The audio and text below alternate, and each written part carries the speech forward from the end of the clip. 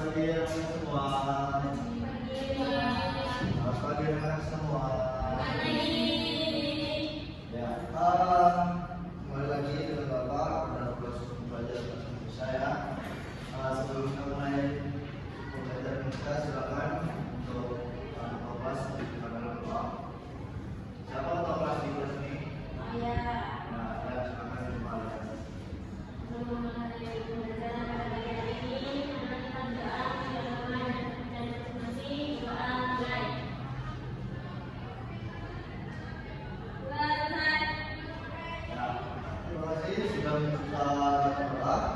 Hari ini kita belajar tentang menelaah struktur dan pembahasan teks eksposisi.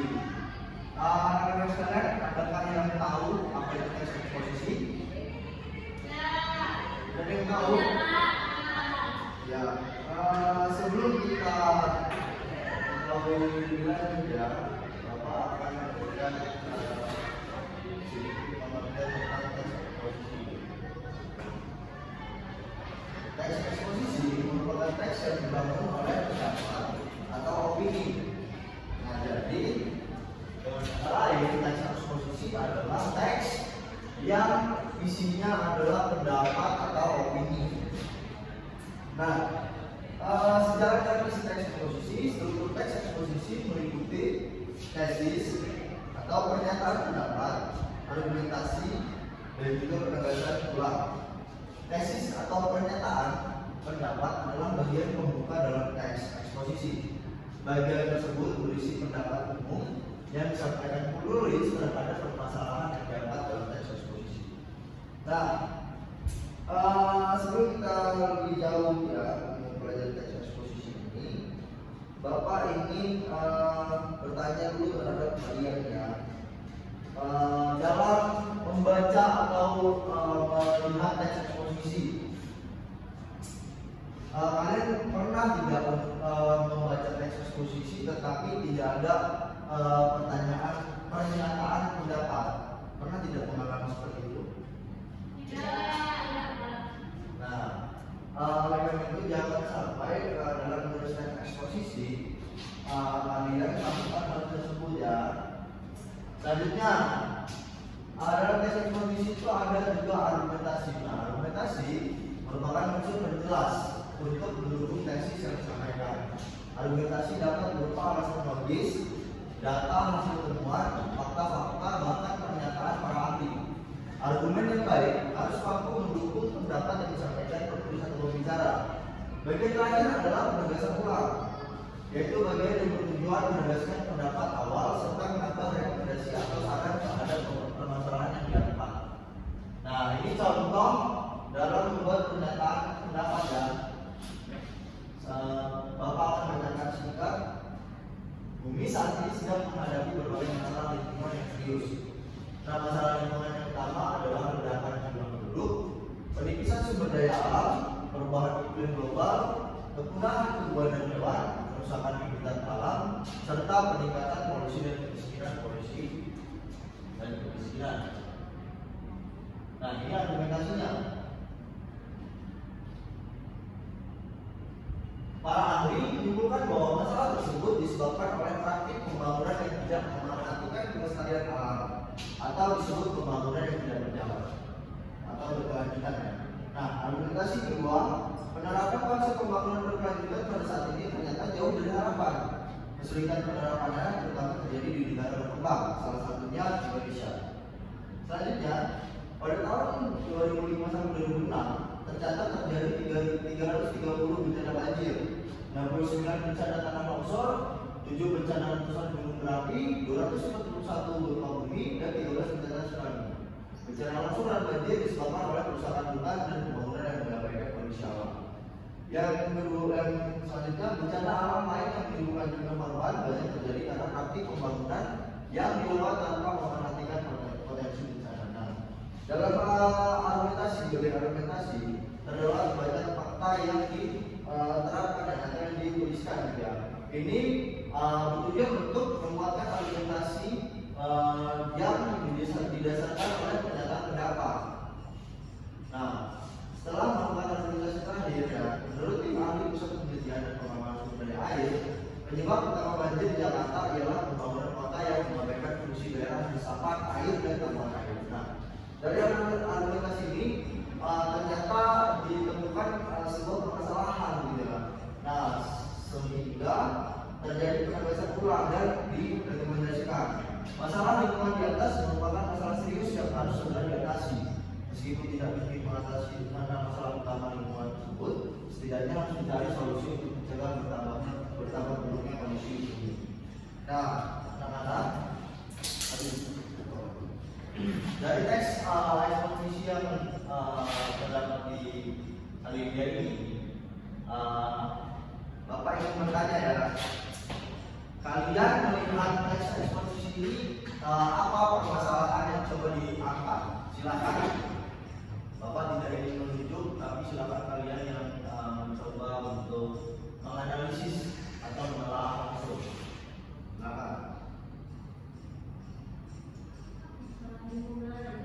Ya, boleh angkat tangan siapa yang menjawab.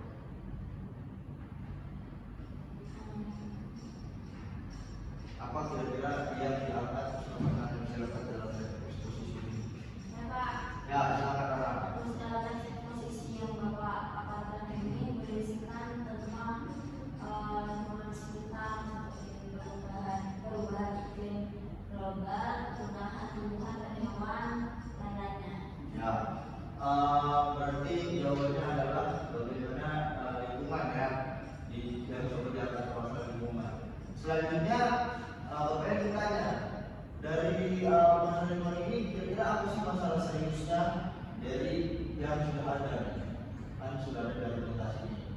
Nah, kira-kira apa masalah seriusnya sehingga ini menyebabkan ada banyak permasalahan? Silakan coba ditelaah dan coba jawab. Siapa yang berani jawab? Bapak kasih kalian untuk waktu berpikir dulu. Ayo, silakan Bapak.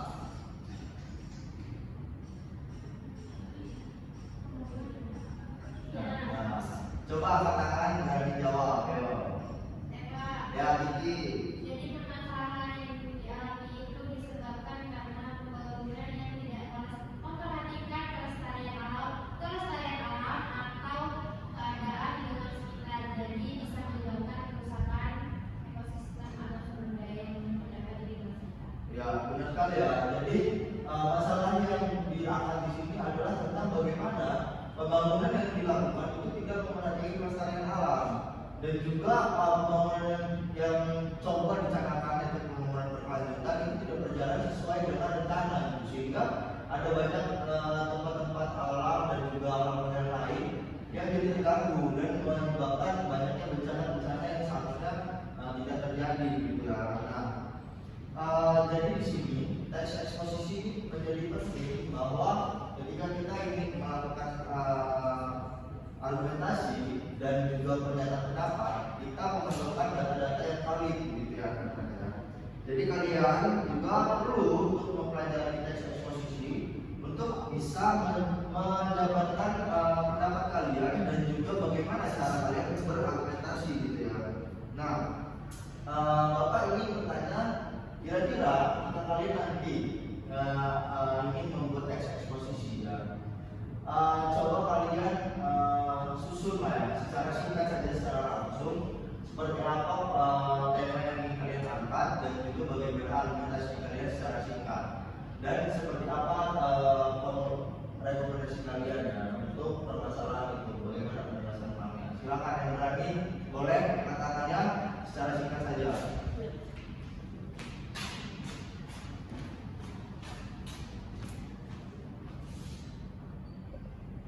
Yuk,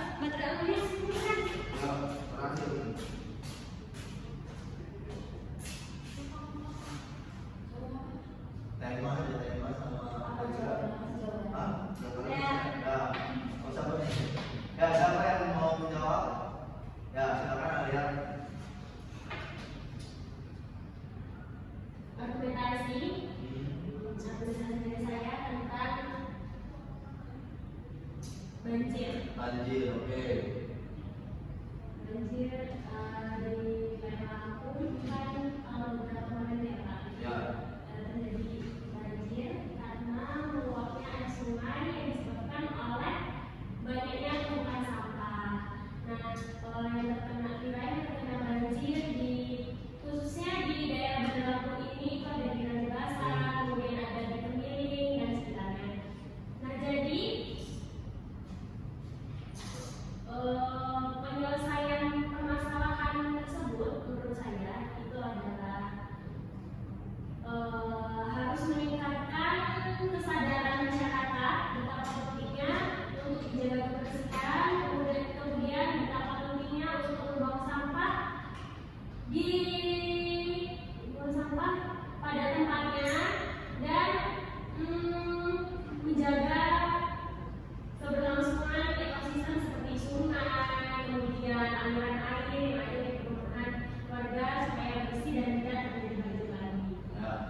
Baik sekali ya, boleh membuka dulu kalian.